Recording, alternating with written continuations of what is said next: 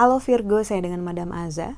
Kita bacakan sekarang kartu tarotnya untuk Virgo. Yang pertama adalah untuk karir, bisnis, ataupun finansial Virgo ya. Aduh, ini kartunya mau jatuh. Oke. Karir, bisnis, finansial Virgo. Kartu yang keluar adalah The Magician. Bagus nih, dari tadi sering banget keluar kartu The Magician. Kartu The Magician ini menunjukkan seorang pesulap yang bisa membuat hadirin dan hadiratnya terkagum-kagum, membuat antara impian menjadi kenyataan, membuat ilusi juga menjadi sesuatu hal yang magnificent dan dinikmati oleh orang banyak. Jadi intinya ketika kartu pesulap keluar dalam hal karir ataupun pekerjaan ataupun bisnis, nunjukin adanya kesempatan, opportunity, dan hal-hal bagus yang akan terjadi. Kita aminkan saja. Jangan lupa kalau misalnya ada kesempatan untuk lebih serius menggarapnya.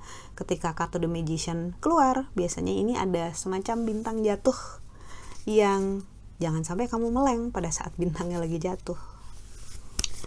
Kartu untuk percintaannya Virgo,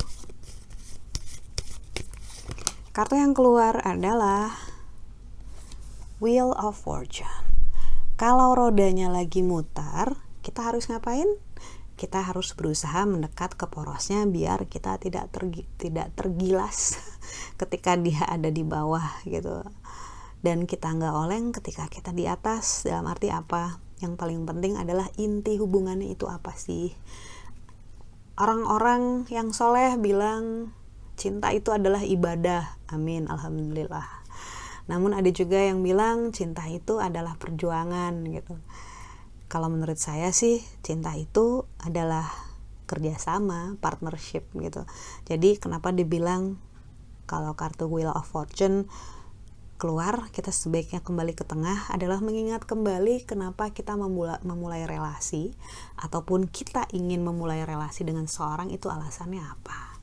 Kalau alasannya benar-benar penting, serius, di mana orang ini adalah orang yang sangat penting buat kita, itu inti core-nya dari hubungan relasi percintaan kita, ya bagus, nggak akan terganggu karena ya sudah ada di tengah, di center. Tapi kalau misalnya hanya untuk senang-senang, hanya untuk ngerasa memuaskan ego ataupun kesenangan jangka pendek gitu ya, ketika rodanya berputar biasanya akan kandas. Jadi intinya balik ke diri sendiri dulu.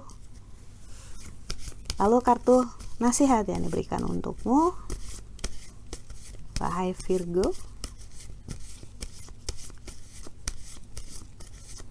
Kartu yang diberikan adalah The Hierophant.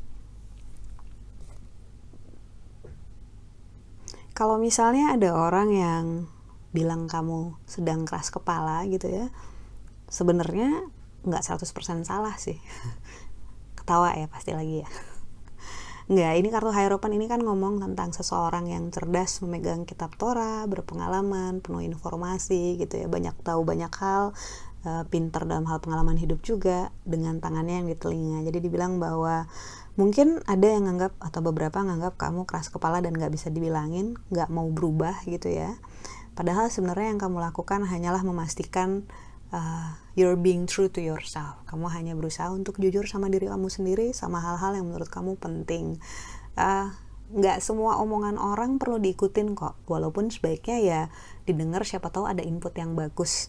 Mungkin ngerti juga bahwa secara berkala kamu juga bisa nyobain suatu hal yang baru gitu. Siapa tahu hal-hal yang selama ini kamu lakukan secara konsisten udah saatnya berubah gitu. Ini nggak sedang bilang bahwa omongan orang tuh bener loh, kamu harus dengerin mereka, nggak juga. Apapun yang membuat kamu damai, apapun yang membuat kamu bahagia, tapi terkadang sesuatu hal yang kita enggan banget melakukan, ternyata pas kita cobain, ternyata bisa.